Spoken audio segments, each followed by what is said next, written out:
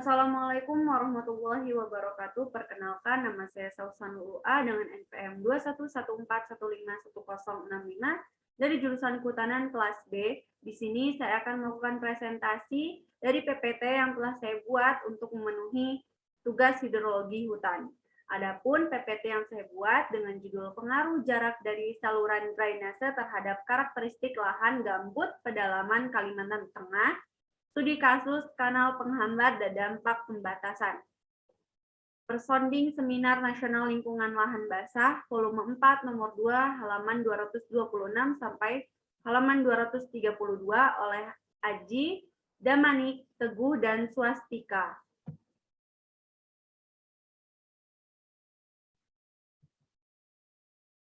Adapun daftar isi dari PPT yang telah saya buat, yaitu yang pertama ada latar belakang, yang kedua ada metodologi, yang ketiga ada hasil dan pembahasan, yang keempat ada kesimpulan. Yang pertama ada latar belakang. Luas lahan gambut di Kalimantan Tengah mencapai 2,65 juta hektar atau 16,83% dari total luas wilayah Kalimantan Tengah. Pada pertengahan tahun 1990-an, lahan gambut di Kalimantan Tengah dikonversikan sebagai lahan pertanian, PLG atau proyek lahan gambut, dengan membuka lebih dari 1 juta hektar. Lahan gambut di Blok C XPLG Kalimantan Tengah telah dikembangkan untuk komoditas pertanian seperti tanaman hortikultura dan tanaman tahunan atau perkebunan. Pembukaan XPLG mengakibatkan perubahan besar pada kubah gambut karena penggunaan lahan, pembuatan saluran drainase sehingga terjadi kebakaran, kering dan tak balik, dan pengempesan pada kubah. Dampak dari perubahan kubah adalah perubahan sifat fisik gambut.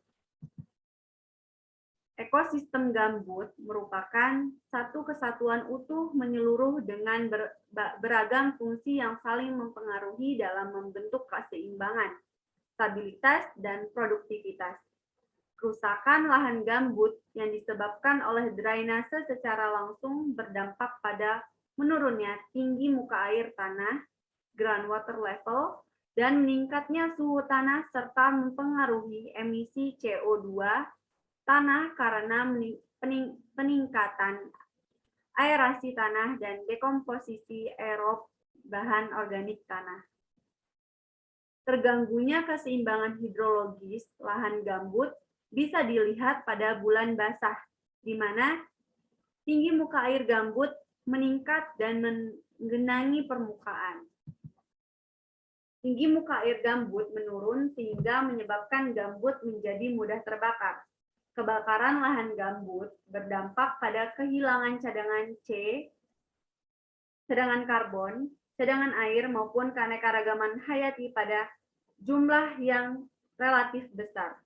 Lahan gambut yang mengalami kerusakan masih memiliki potensi untuk dikembalikan kembali ke kondisi semula, basah dan tertutup oleh vegetasi. Upaya pembasahan kembali lahan gambut dengan pembangunan sekat kanal telah dilakukan pada beberapa lokasi yang mengalami degradasi. Reweighting akan mempertahankan tinggi muka air tanah tetap pada kondisi yang diinginkan, sehingga gambut akan selalu dalam keadaan basah.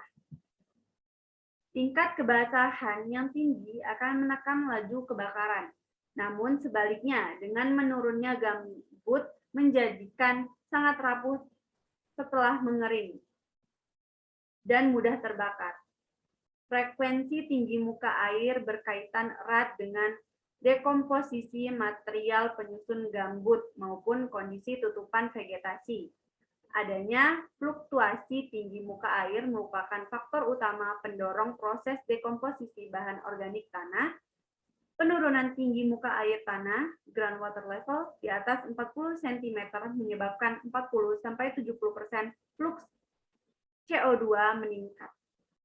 Vegetasi yang akan mulai tumbuh secara bertahap akan membentuk ekosistem hutan gambut. Adanya vegetasi berkontribusi dalam menambah masukan cadangan karbon dalam bentuk biomasa dan meningkatkan produktivitas ekosistem. Pembangunan sekat kanal akan meningkatkan level muka air di kanal, sehingga mengurangi kekeringan hutan dan membantu menjaga kapasitas penyimpanan karbon ekosistem. Hal ini akan menjadi parameter penting dalam evaluasi keberhasilan upaya restorasi yang dilakukan maupun rekomendasi berbagai jenis keanekaragaman hayati asli yang perlu dipertahankan maupun ditanam kembali. Skala yang lebih luas. Yang kedua ada metodologi. Adapun metodologi dari ini tuh waktu dan tempatnya. Penelitian ini dilaksanakan mulai bulan Juni sampai November tahun 2018 di Desa Tanjung Taruna, Kecamatan Jabiren Raya, Kabupaten Pulang Pisau, Provinsi Kalimantan Tengah. Dengan menggunakan pengukuran langsung, in situ di lapangan dan pengambilan sampel tanah yang berasal dari dua tempat yang berbeda. Gambut alami, natural forest, dan gambut untuk perkebunan kelapa sawit, oil palm plantation. Dalam hal ini terdapat adanya saluran drainase. Yang ketiga itu ada hasil dan pembahasan. Hasil dan pembahasan, yang pertama ada muka air tanah, water table. Ketinggian muka air tanah di lokasi gambut alami berkisar antara 25,3 sampai 39,5 cm seperti pada gambar pertama. Grafik fluktuasi muka air tanah di lokasi gambut alami. Sedangkan di lokasi perkebunan kelapa sawit rakyat bersifat 44,56 sampai 53,23 cm seperti gambar 2, yaitu grafik fluktuasi muka air tanah di lokasi perkebunan kelapa sawit. Diketahui bahwa muka air tanah semakin dalam bila dekat dari saluran drainase. Hal ini disebabkan oleh pergerakan air tanah semakin tinggi, sehingga terjadi pengurangan kadar air tanah gambut akibat pengeringan, yang menyebabkan daya retensi air tanah berkurang. Pembuatan saluran drainase sangat mempengaruhi penurunan muka air tanah gambut. LLG, Simtrop UPR, yang merupakan bagian dari kegiatan Badan Restorasi Gambut, BRG, yang saat ini masih dilanjutkan. Hasil pengukuran lapangan dan analisisnya ditampilkan pada gambar 3 dan 4. Grafik fluktuasi muka air tanah di hulu dam upstream.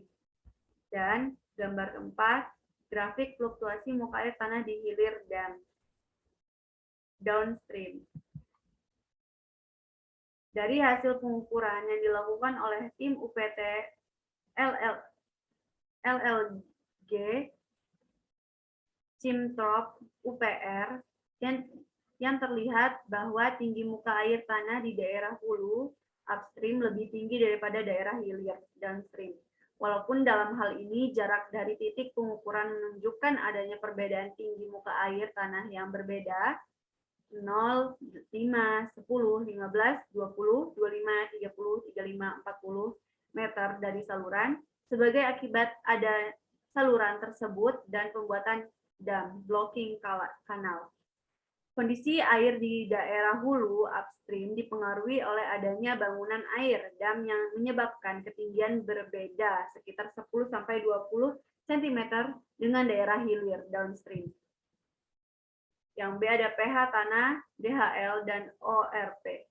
Berdasarkan hasil pengukuran in situ, pH tanah di lokasi alami berkisar 3,15 sampai 3,72. Sedangkan HDL tanah berkisar 82,20 sampai 91,57 ms per cm. Dan ORP berkisar antara 331,67 sampai 368,67. Hasil pengukuran in situ pH tanah di lokasi perkebunan kelapa sawit rakyat berkisar 3,73 sampai 3,93, sedangkan DHL tanah berkisar 79,17 sampai 120,73 dan ORP berkisar antara 245 sampai 382,33. Gambut yang tersusun dari bahan gambut yang belum atau kurang matang, nisbi belum terurai dan mengandung asam-asam organik dengan konsentrasi yang lebih tinggi sehingga nisbi masam. Yang C, suhu tanah dan kelembapan tanah. Suhu tanah di gambut alami berkisar antara 24,5 sampai 25,8 derajat Celcius. Sedangkan di lokasi gambut untuk perkebunan kelapa sawit rakyat 27,5 sampai 28,6 derajat Celcius. Data ini menunjukkan bahwa suhu tanah di lokasi gambut untuk perkebunan kelapa sawit lebih tinggi daripada lokasi gambut hutan alami.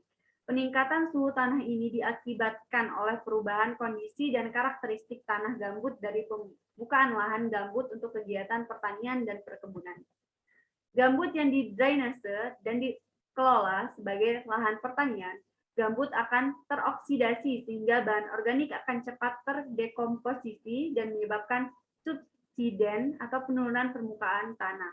Pada gambut yang telah diusahakan sebagai lahan pertanian, proses akumulasi bahan organik lebih lambat, sedangkan proses dekomposisi bahan organik akan lebih cepat, sehingga tumpukan bahan organik akan menipis. Di samping itu, akibat kegiatan budidaya pertanian mengakibatkan permukaan gambut menjadi tidak rata.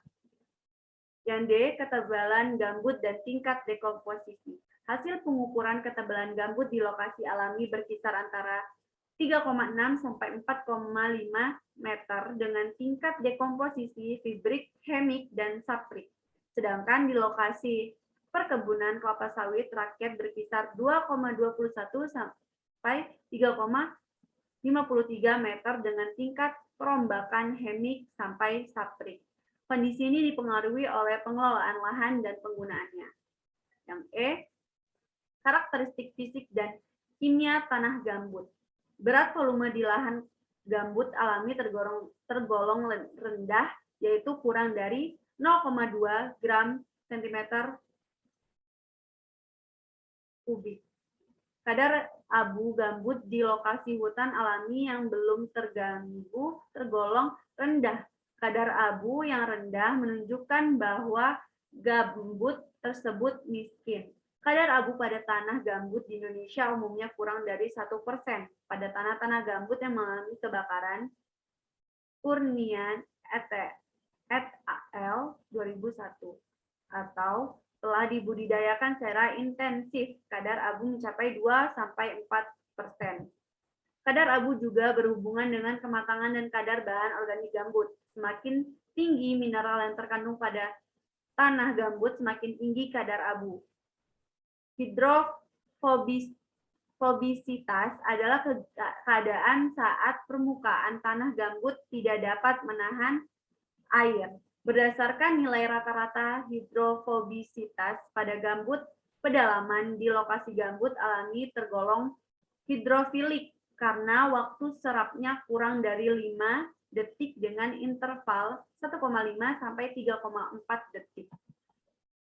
Yang selanjutnya adalah kesimpulan. Dari hasil penelitian yang dilakukan, didapatkan bahwa kondisi hidrologi lahan gambut akan berubah bila terdapat gangguan akibat adanya kanal, dan ini juga berdampak terhadap karakteristik lahan gambut tersebut. Terkait adanya pembuatan sekat kanal, blocking kanal, terdapat efek langsung terhadap kondisi hidrologis di lahan gambut. Selain itu, ketinggian air di bagian hilir, downstream, dari sekat kanal, blocking kanal, lebih rendah 10-20 cm dari bagian hulu atau upstream.